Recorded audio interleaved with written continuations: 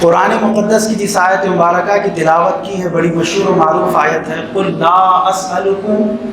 عَلَيْهِ أَجْرًا إِلَّا الْمَوَدَّةَ فِي الْقُرْبَى۔ اے محبوب آپ فرمائیے کہ میں اس دین متین کی ترویج و اشاعت اور اس دین متین کی تبلیغ پر تم سے کوئی اجرت طلب نہیں کرتا، الا المودۃ فی القربى، مگر میرے قرابت داروں سے محبت کیا کرو۔ رسول کریم صلی اللہ تعالیٰ علیہ وآلہ وسلم کا یہ فرمان عالی شان اس وقت کا ہے کہ جب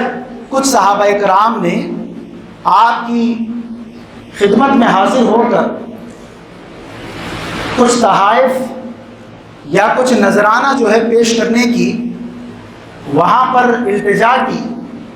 کہ آپ اس دین متین کی خدمت کرتے ہیں، تبلیغ و اشاعت میں جو ہے آپ لوگوں کے پاس جاتے ہیں اور انہیں راہ حق کی طرف آپ بلاتے ہیں، تو ہم آپ کو یا رسول اللہ آپ کی بارگاہ میں کچھ پیش کرنا چاہتے ہیں۔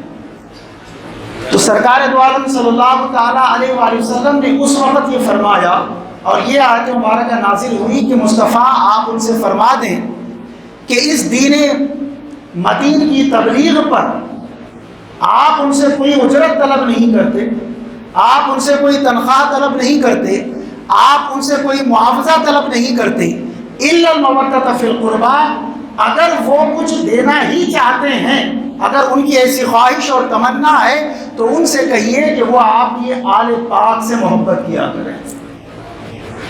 آپ کے گھر والوں سے، آپ کے قرابت داروں سے وہ محبت کیا کریں۔ معزز سامعین کرام، اس آیت مبارکہ میں اللہ تبارک و تعالیٰ نے اہل بیت کی محبت کو مسلمانوں پر، ایمان والوں پر لازم قرار دے دیا۔ وہ مسلمان ہو ہی نہیں سکتا کہ جس کے دل میں اہل بیت کی محبت نہ ہو، وہ کامیاب ہو ہی نہیں سکتا کہ جس کے دل میں اہل بیت کی محبت نہ ہو۔ اہل بیت کی محبت کو اللہ تبارک و تعالیٰ نے ہم پر فرض قرار دیا کہ اگر تم مصطفیٰ کی محبت چاہتے ہو یا اگر تم خدا کی محبت چاہتے ہو تو تمہیں مصطفیٰ کے گھر والوں سے محبت کرنا ہوگا۔ جیسے کہ رسول کریم صلی اللہ تعالیٰ علیہ وآلہ وسلم ارشاد فرماتے ہیں، فَمَنْ أَحَبَّهُمْ فَبِحُبِّي أَحَبَّهُمْ وَمَنْ أَبْغَضَهُمْ فَبِبُغْضِي أَبْغَضَهُمْ، کہ اہل بیت سے اگر کوئی بندہ محبت کرتا ہے اور اہل بیت سے کوئی بندہ دشمنی اور عداوت رکھتا ہے تو آقا فرماتے ہیں جو اہل بیت سے محبت کرے وہ مجھ سے محبت کرنے والا ہے، اور جو اہل بیت سے بغض رکھے وہ مجھ سے بغض رکھنے والا ہے، اور جو اہل بیت سے محبت رکھے وہ مجھ سے محبت رکھنے والا، اور جو مجھ سے محبت رکھے وہ خدا سے محبت رکھنے والا ہے، اور جو خدا سے محبت رکھے گا اس کا ٹھکانہ جنت ہونے والا ہے۔ تو پتہ یہ چلا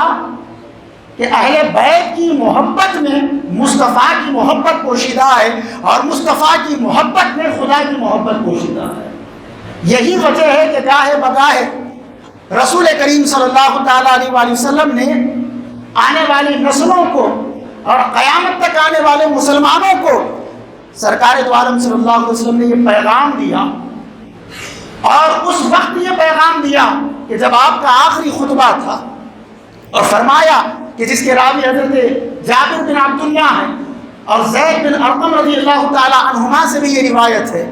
آقا کریم صلی اللہ علیہ وسلم ارشاد فرماتے ہیں کہ اے لوگوں، میں تم میں دو بھاری چیزیں، دو نفیس چیزیں چھوڑے جا رہا ہوں، پتہ نہیں اللہ تبارک و تعالی مجھے کب اپنے پاس ملاقات کے لیے بلائے، لیکن یاد رکھنا میں تم میں دو نفیس اور بھاری چیزیں چھوڑے جا رہا ہوں، اگر تم ان دونوں کو مضبوطی سے پکڑ لو گے تو تم کبھی گمراہ نہ ہوگے۔ صحابہ کرام نے جب سنا کہ وہ دو نفیس چیزیں کیا ہیں، وہ دو بھاری چیزیں کیا ہیں، آقا کریم صلی اللہ علیہ وسلم نے ارشاد فرمایا ان میں سب سے پہلے کتاب اللہ ہے، اللہ کی کتاب ہے جو تمہارے لیے نور ہدایت ہے، جو تمہارے لیے شمع ہدایت ہے۔ اللہ تبارک و تعالیٰ کی کتاب سے تمہیں ہدایت حاصل کرنا ہے، صراط مستقیم حاصل کرنا ہے، اللہ تبارک و تعالیٰ کی کتاب سے تمہیں ہدایت لینا ہے۔ پھر نمبر 2 پر آپ نے فرمایا اور دوسرے نمبر پر ہیں میرے اہل بیت، میرے گھر والے، یاد رکھنا ان کے معاملے میں اللہ سے ڈرتے رہنا۔ حدیث مبارکہ کا مفہوم یہ ہے کہ آقا کریم صلی اللہ علیہ وسلم نے فرمایا کہ ایک قرآن کو لازم پکڑو اور دوسرے میرے اہل بیت کو لازم پکڑو۔ یاد رکھنا جب تم ان دونوں کو لازم پکڑ لو گے تو تم دنیا میں بھی کامیاب رہو گے، آخرت میں بھی کامیاب رہو گے۔ اور جو ان دونوں میں سے کسی ایک سے بھی ہٹ گیا یا ان دونوں سے بھی ہٹ گیا، نہ وہ یہاں پر کامیاب ہے نہ وہ وہاں پر کامیاب ہے۔ اب دوسری حدیث مبارکہ میں رسول کریم صلی اللہ تعالیٰ علیہ وآلہ وسلم نے ارشاد فرمایا کہ اے میرے صحابہ اور قیامت تک آنے والے مسلمانوں کو یہ پیغام دیا، یاد رکھنا میرے اہل بیت کی مثال کشتی نوح کی طرح، میرے اہل بیت کی مثال کشتی نوح کی طرح ہے۔ جو اس میں سوار ہوا وہ نجات پا گیا اور جو اس میں سوار نہ ہوا وہ غرق ہو گیا۔ کشتی نوح کی مثال کیوں دی گئی؟ اس لیے کہ جب وہ سیلاب